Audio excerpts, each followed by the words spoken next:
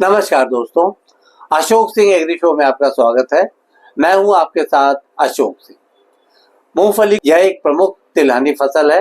यह न केवल मानव आहार का महत्वपूर्ण हिस्सा है, बल्कि पशु चारा, औद्योगिक कच्चा माल और जैव ईंधन के रूप में भी उपयोगी है।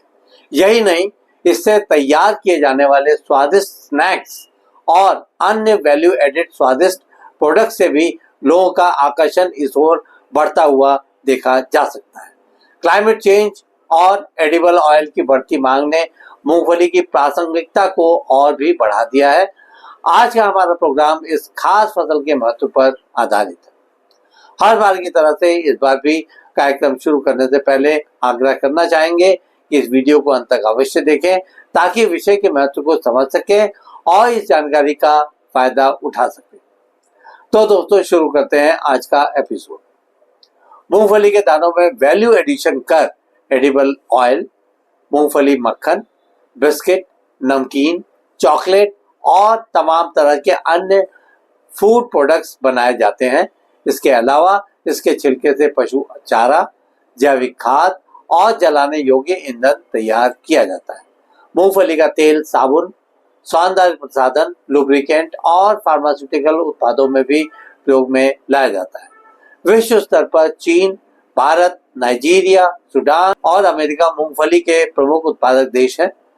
चीन मूंगफली का सबसे बड़ा उत्पादक और उपभोक्ता भी है, जबकि भारत उत्पादन में दूसरे स्थान पर है, लेकिन खपत में भी महत्वपूर्ण भूमिका निभाता है। ग्लोबल स्तर पर मूंगफली की मांग लगातार बढ़ रही है। विशेष रूप से स्वास्थ्य के प्रति जागरूक उपभोक्ताओं द्वारा इसका काफी उपयोग किया जाता है।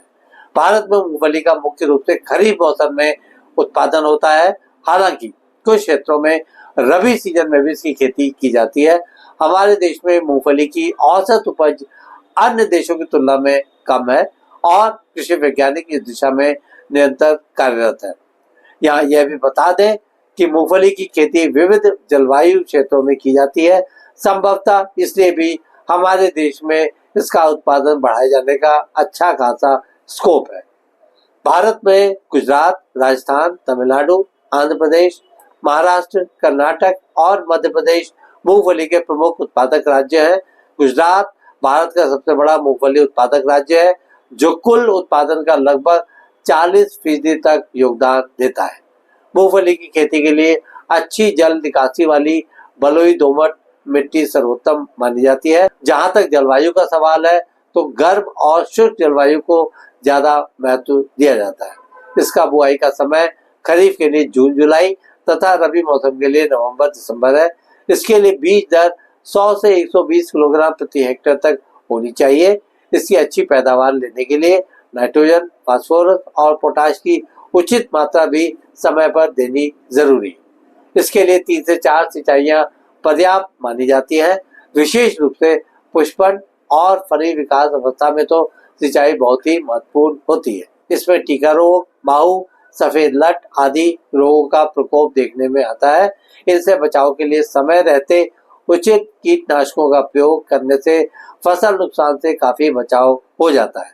यह ध्यान रखें कि जल जमाव से मूंगफली के फसल को नुकसान होता है, इसीलिए खेत में जल निकासी की सही व्यवस्था बनाए रखनी चाहिए। अंकुरण के समय अत्यधिक वर्षा या शुष्कता से बचें, अन्यथा पर्याप्त संख्या में पौधे नहीं रह पाते हैं। जाहिर है, इससे पैदावार पर असर पड़ता है। खरपतवार नियंत्रण समय पर करते रहें तथा बुआई से पहले बीजोपचार अवश्य कर लें। क्लाइमेट चेंज के कारण मूंगफली उत्पादन में उतार चढ़ाव की पूरी गुंजाइश रहती है। इसके पीछे के कारणों में रोग और कीट का बढ़ता स्कोप, मूल्य अस्थिरता और मार्केटिंग की कठिनाइयां, उच्च गुणवत्ता वाले बीजों की कमी तथा सिंचाई सुविधाओं की कमी आदि का नाम लिया जा सकता है।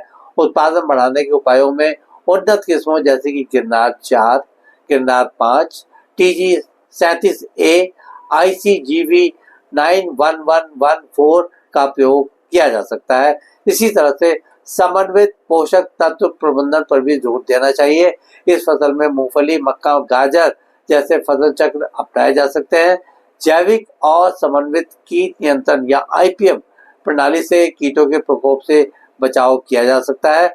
मूंगफली की समय पर बुआई और कटाई अवश्य करनी चाहिए। अन्यथा बाद में फसल बर्बादी की आशंका बनी रहती है। इसके उत्पादन में आने वाली बाधाओं को भी समझने की कोशिश करते हैं।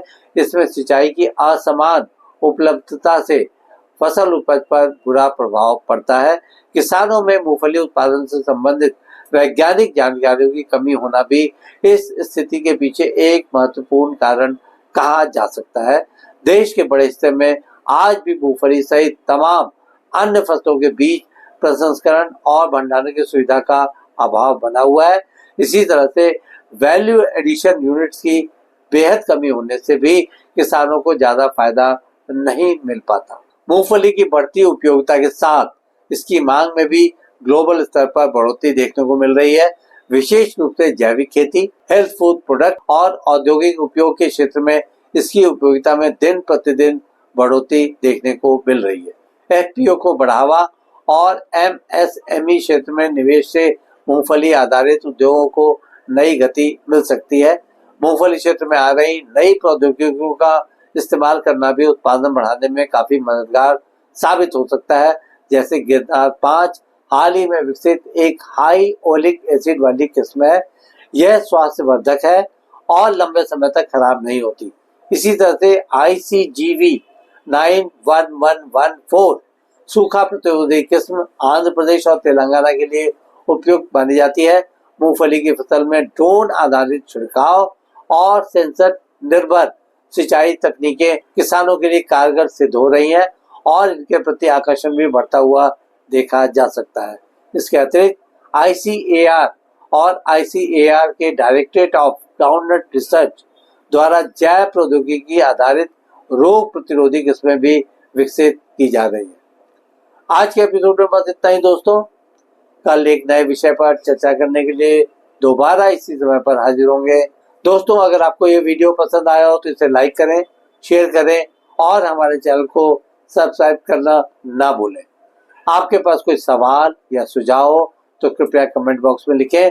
हम आपके सवालों का जवाब देने के लिए हमेशा तैयार हैं। कल फिर आपसे मुलाकात होती है एक नए विषय के साथ। तब तक के लिए नमस्कार।